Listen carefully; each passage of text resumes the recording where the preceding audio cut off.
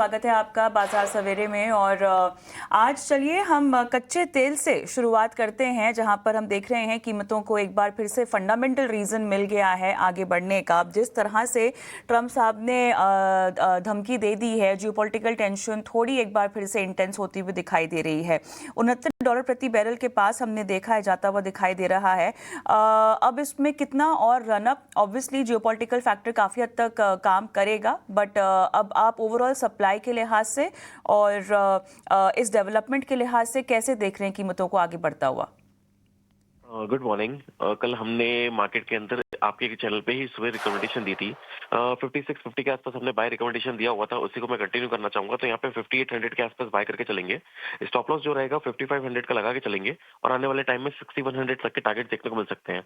जिस तरह से जियोपॉलिटिकल टेंशन यहाँ पे बढ़ी हुई है, मुझे लगता है कि ये ट्रेंड आगे कंटिन्यू रहेगा और हो सकता है आने वाले टाइम में 6400 6500 तक कंटिन्यू करें।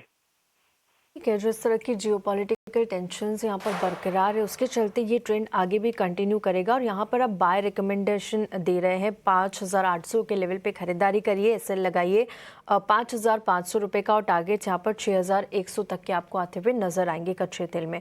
चलिए आगे बढ़ते हैं। अंकित जी, सोने और चांदी पर क्या सलाह होगी? क्योंकि देखिए एक बाउंस बैक आया, उसके बाद फिर से हम थोड़ी सी सुस्ती सोने और चांदी में देख रहे हैं। आज यूएस में रिटेल सेल्स के आंकड़े आएंगे, ये वीक भी काफ़ी क्रूशियल है। जॉबलेस डेटा देखेंगे, सीपीआई के आंकड़े आएंगे। उन तमाम चीज़ों के बीच थोड़ा सा सुस्त कारोबार सोने और चांदी में। सिल्वर की बात करें तो $81 के आसपास कॉमिक्स में कारोबार होता हुआ दिख रहा है। $5051 पे यहाँ पर सोने में कारोबार होता हुआ नजर आएगा। क्या सलाह होगी सोने और चांदी में इन लेवल्स पर? देखिए, बहुत टाइम से हमने काफी मूवमेंट देखा था, काफी अनएक्सपेक्टेड मूवमेंट्स हमने मार्केट के अंदर देखे हुए थे, लेकिन यहाँ पे अब थोड़ा सा कंसोलिडेशन देखने को मिल रहा है और ये कंसोलिडेशन मुझे लगता है कि थोड़ा सा कंटिन्यू रहने वाला है। डेफिनेटली आपने जैसा बोला है कि नॉन फार्म पेरोल का डेटा रहेगा और सीपीआई का डेटा काफी इंपॉर्टेंट रहने वाला है। इसके लिहाज से मुझे लग रहा है कि जो ट्रेंड है वो पॉजिटिव बना रहेगा। अभी ऐसी कोई मेजर गिरावट अब यहाँ से देखने को नहीं मिल रही है, लेकिन अगर मैं गोल्ड की बात करूँ तो उसके अंदर ट्रेंड पॉजिटिव रहेगा और आने वाले टाइम में 1,65,000 1,68,000 तक के टारगेट्स यहाँ पे देखने को मिल सकते हैं। अगर बात करूँ सपोर्ट की, तो यहाँ पे 1,48,000 का मेजर सपोर्ट बन चुका है गोल्ड के अंदर। वहीं अगर सिल्वर की बात करें तो सिल्वर मुझे पॉजिटिव लग रही है। कल आपके चैनल पे ही हमने 2,60,000 के आसपास बाय दिया था, तो 2,65,000 तक के उसने हाई लगाए हैं। ओवरऑल अगर देखा जाए तो अभी भी ट्रेंड कंटिन्यू है। 2,58,000 यानी 2,58,000 के आसपास अगर मिलता है तो खरीदारी करके चल सकते हैं।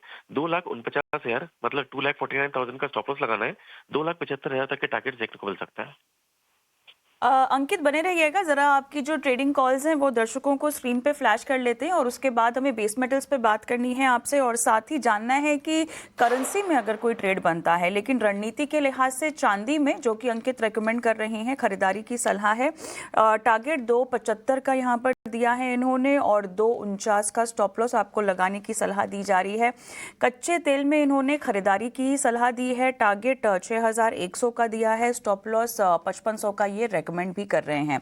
अंकित, अब सवाल आता है कि करेंसी में कोई ट्रेड आपको क्या लेना चाहिए? अब थोड़ा सा डॉलर की स्थिति, उसकी कमजोरी को लेके जानकारी, फंडामेंटल फैक्टर्स बताइएगा।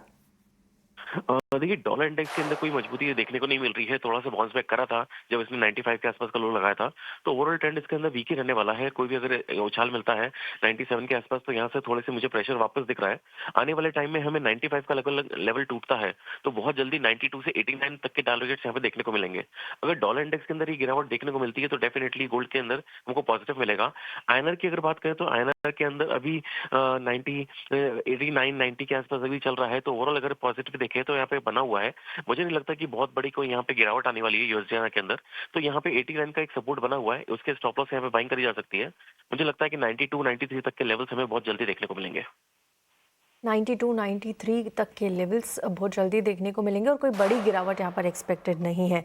अंकित जी, बेस मेटल्स में क्या रणनीति हो, क्या पसंद आ रहा है आपको? कॉपर, जिंक, एल्यूमिनियम, यहाँ पर आज कोई ट्रेडिंग कॉल्स बन रही है?